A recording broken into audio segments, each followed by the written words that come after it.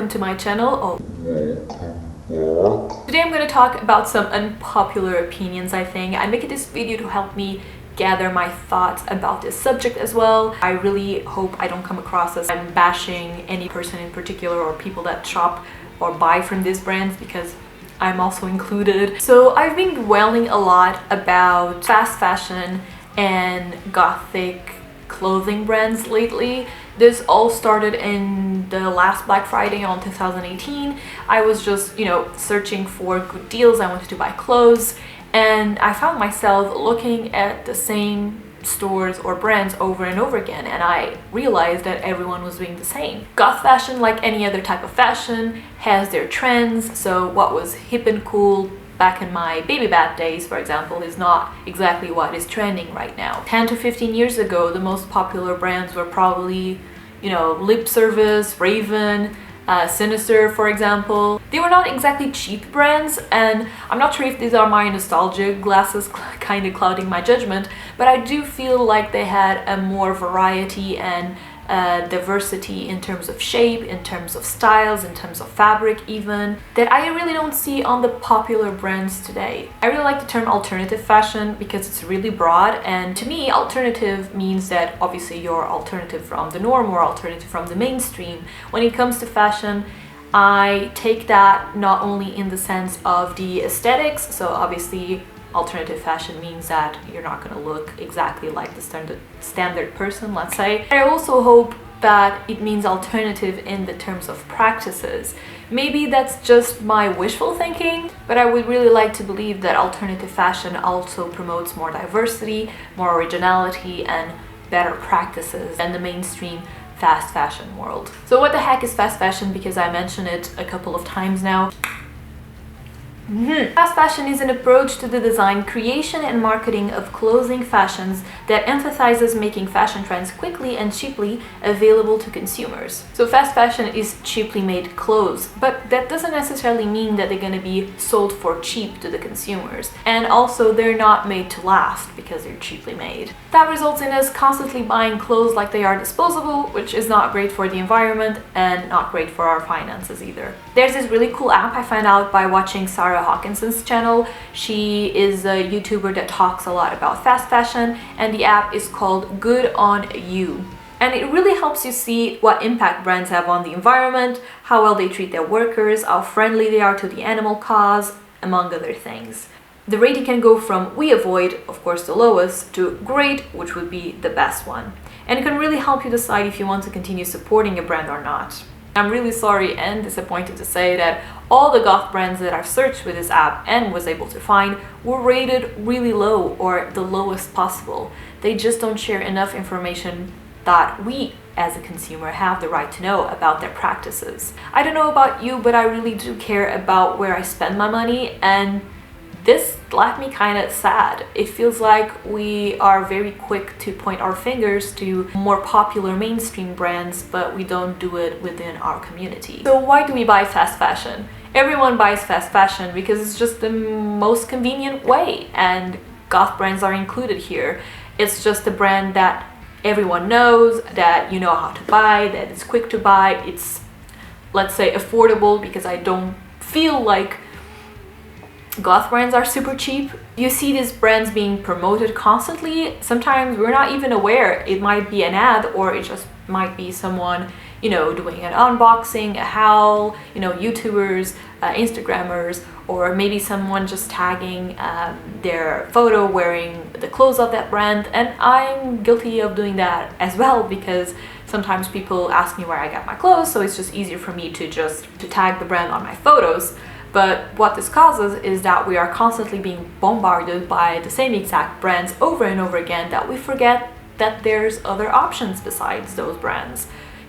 Smaller businesses, handmade clothes. One thing the goth community is known for is for their artistry, and there's a bunch of, seamstresses and craftsmen that could really use our support, more exposure, and more business. I really think social media can impact fashion in a really weird way. People buy from the brand and tag the brand in hopes they will share their photo, so you know the community notices their profile. Again, this is no shade to anyone. Everyone likes to be noticed and everyone likes their photography or modeling skills praised, but this practice can really cause a gothic cliche or a very unhealthy stereotype. What I mean by this is when people want to be noticed by the brand, they will mimic what is popular at the moment, or they will mimic what they think the brand will share, which will result in a bunch of photos of people trying to fit the mold of the currently fashionable goth, or just a bunch of people feeling bad about themselves because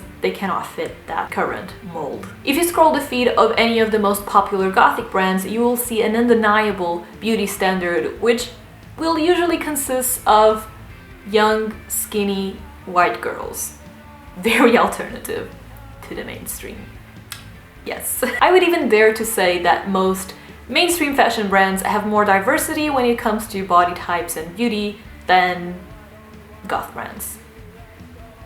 Sorry, but it's true. I've ranted about this last November and even tagged Killstar and asked them why there was no diversity on their feed. Why were the plus-size dresses on their website the only dresses that didn't have a model wearing them? I don't think I've ever gotten so much feedback on my Instagram than with this rant, because a lot of people were telling me that they did feel very rejected sometimes by goth brands, that they didn't feel represented, and that they feel just put to the side. I'm not sure if coincidentally or not, but after about a month of my rant on Instagram, Killstar did post a photo for the first time, as far as I can remember, to be honest, of a plus size model. And finally on their website as well, they already have this stunning curvier girl wearing the plus size dresses. I'm not sure if my voice had any impact on this or not. Maybe I'm being really conceited in thinking that I did, but I'd really like to think that our feedback as consumers is being heard.